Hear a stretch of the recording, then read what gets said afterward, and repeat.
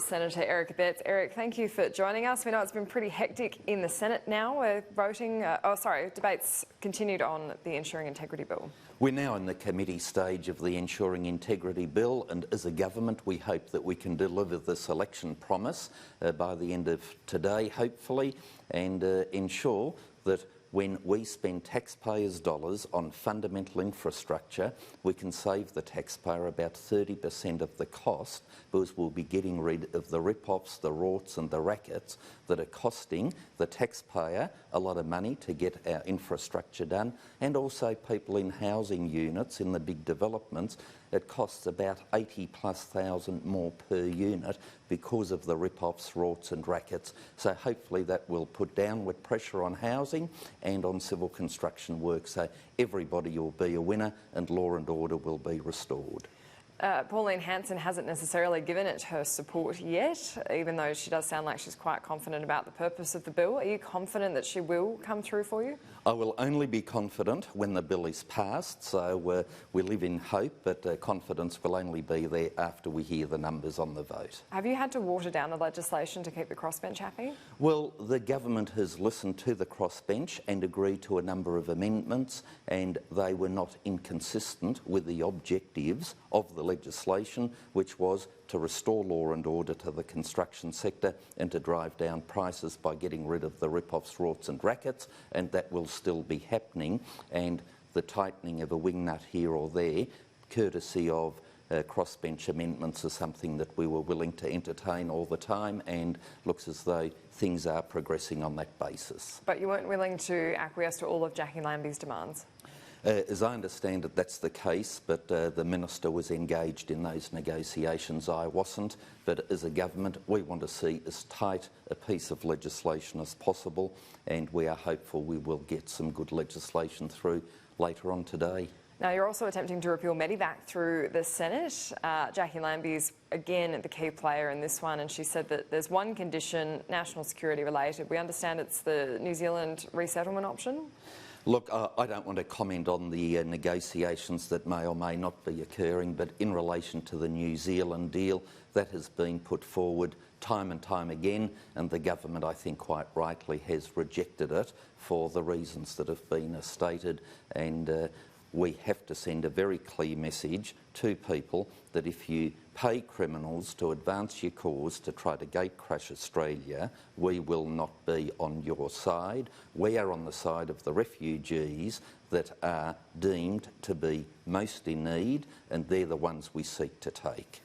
Are you confident that you will be able to repeal Medivac by the end of the fortnight? Just like with ensuring integrity, I will tell you that I'm confident after the numbers have come our way. So up until then, anything might happen. Now, if we turn to what's been happening in the lower house, another move by Labor to suspend standing orders. They want the Prime Minister to correct the record. They say he's misled Parliament, misquoting a police officer, accidentally quoting Ben Fordham. Look, that was an accidental mistake, and Bob Carr, when he was Foreign Minister, made an error on one occasion, and I was asked about it, and I said, look, people make mistakes, and he did correct the record as quickly as possible by asking the attorney to go into the House with a letter to correct the record, given that the Prime Minister was not available to do so personally. That is in the best tradition of the Westminster system of correcting the record as quickly as you can, and that was done already yesterday. It's quite unusual to have a Prime Minister leave Canberra during a sitting week for a night. No, with respect, it's not unusual, and they are paired from time to time, and people have lives outside of Parliament, and I think it was appropriate that the Prime Minister was not there, given the personal circumstances, and the record was corrected. Now, it is an interesting case being made by Labor that this is quite a serious allegation against Angus Taylor, that while the investigation's happening, he should stand aside. Oh, you don't agree? No, look, this is a ludicrous proposition being put forward by Mark Dreyfus, the shadow attorney. Why are the police investigating? Because Mark Dreyfus wrote to them saying that he believes something occurred. Now, if that is the test, all the opposition would ever have to do is write a letter to any police force anywhere in Australia and then require the standing aside of the minister. It's never been the test and should not be the test. Furthermore, if a document has been doctored, which I don't believe it has been, is anybody seriously suggesting that Minister Taylor did it?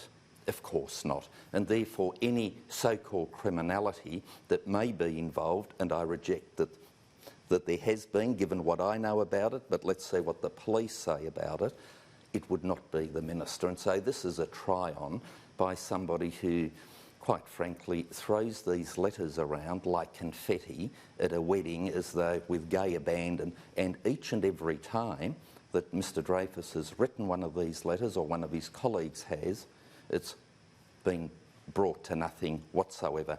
Gets them a headline, but nothing at all. So whilst Labor are in this game of smearing, we are in the game of getting on with managing the economy. We've got our AAA rating confirmed by Standards & Poor. We've got our legislation of ensuring integrity going through. We're trying to pursue other election promises. So we're getting on with government whilst Labor is getting on with the gutter. But why can't Angus Taylor show where it went wrong? It shouldn't be that hard when there's something that's gone wrong somewhere, even if there was no malintent. If the City Council can produce their metadata to say, look, it didn't happen at our end, why can't he figure out where it happened at his end? Well, that is undoubtedly, one assumes, what the police will be looking at. But why isn't Angus Taylor looking at that? Well, I don't know what has or has not been looked at in relation to this particular document, which clearly is incorrect, and as a result Angus Taylor has apologised, the right and proper thing to do as soon as that was brought to his attention. And as a minister, you do rely on information given to you by your staff and departments, and it stands to reason every now and then that is wrong. When you find out it's wrong, you apologise. That's what Angus Taylor has done. Now, as to how the document came into being, that is a matter for investigation and consideration, but I don't think anybody seriously suggests that Angus Taylor sat there on the computer searching for things, printed something off, changed something. Of course not. And therefore this suggestion that there is criminality hanging over Minister Taylor's head is just a nonsense, and that is why I said earlier today that one suspects that Mark Dreyfus's QC stands for Quack Council rather than Queen's Council. This is just a whole lot of noise and nonsense about nothing as far as it relates to Minister Taylor. Is this all getting a bit personal? I've had Richard Miles on this morning calling Angus Taylor a half-wit. Now you're calling Mark Dreyfus a quack counsel.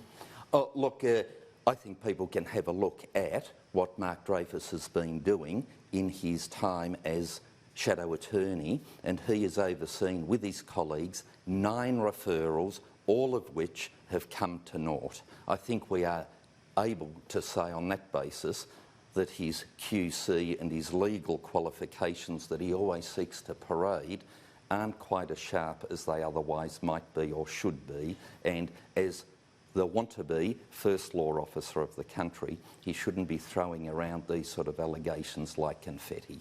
And just finally, should Scott Morrison have called Mick Fuller personally about this? Shouldn't he have had someone in his office call him? Everybody's clever with hindsight. My own view is that there was no problem with it. Indeed, the Prime Minister said 4 times before he rang the Police Commissioner that that is what he was going to do. Nobody objected and said, don't you dare do that, that is improper.